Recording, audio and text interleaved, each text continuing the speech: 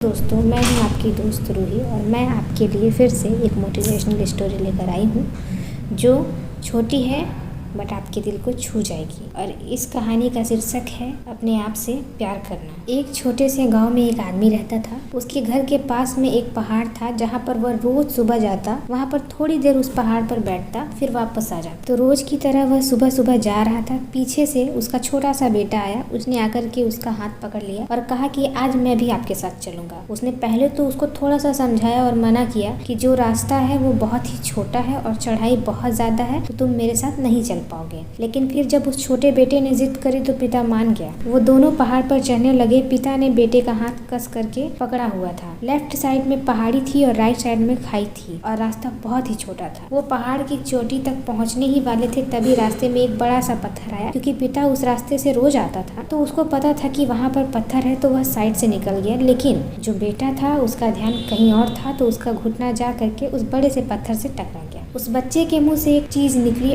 और जैसे ही वह चीखा, उसकी आवाज उन पहाड़ों से गूंजने लगी। इससे पहले उस बच्चे ने कभी भी अपनी आवाज की गूंज नहीं सुनी थी, तो उसे समझ में नहीं आ रहा था कि क्या हो रहा है। वह अंदर से थोड़ा सा घबराया और उसे लगा कि शायद कहीं कोई और है जो छुप कर उसे देख रहा है और उसका मजाक उड़ा रहा है। फिर उस बच्चे ने बोला, कौन हो तुम? तो जब उस बच्चे ने उस गूंज को सुना तो उसे गुस्सा आ गया। उसे लगा कि कौन है ये जो मेरा मजाक उड़ाए चला जा रहा है। फिर उसने गुस्से से कहा कि मैं तुम्हें छोड़ूंगा नहीं।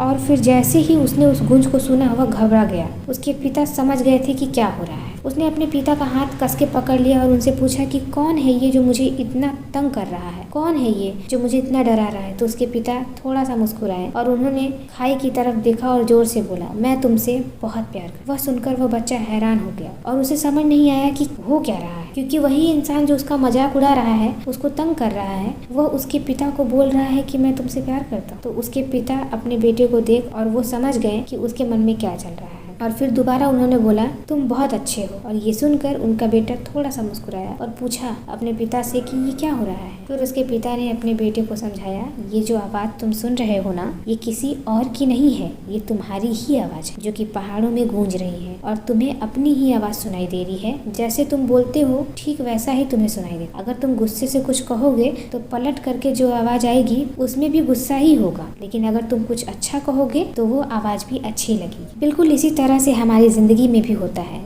जैसा तुम अपने मन में इस जिंदगी के बारे में सोचोगे, ये जिंदगी तुम्हारे लिए बिल्कुल वैसा ही हो जाती है। अगर तुम मन ही मन अपने आप से ये बोलते रहोगे कि मेरी जिंदगी बहुत बुरी है, तो तुम्हारी जिंदगी सच में बुरी हो जाएगी। और अगर तुम अपनी जिंदगी से प्यार करोगे तो तुम्हारी जिंदगी भी तुमसे प्यार करेगी। ये बात उस बच्चे के दिमाग में घर कर गई और फिर वे दोनों उस पहाड़ की चोटी पर गए। लेकिन बच्चे के दिमाग में यही बात घूम रहा था और फिर वह बच्चा खिलखिला कर हंसा और उसने अपने दोनों हाथ खोले और अपनी पूरी ताकत से बोला, मैं तुमसे बहुत प्यार करता हूँ। तो दोस्तों, इस कहानी से हमें ये सीख मिलती है कि हमें अपनी ज़िंदगी से हमेशा प्यार करना चाहिए। और अगर हम अपनी ज़िंदगी को निगेटिव वे से देखते हैं तो हमें अपनी ज़िंदगी बुरी लगने लगती है। इसलिए हमें अपनी ज़िंदगी को एक पॉजिटिव वे पे देखना चाहिए, जिससे हमारी ज़िंदगी एक खूबसूरत हो सके। धन्यवाद। ऐसे ही मोटिवेशनल स्टोरी सुनने के लिए हमारे चैनल को लाइक और सब्सक्राइब जरूर करें। एक बार फिर से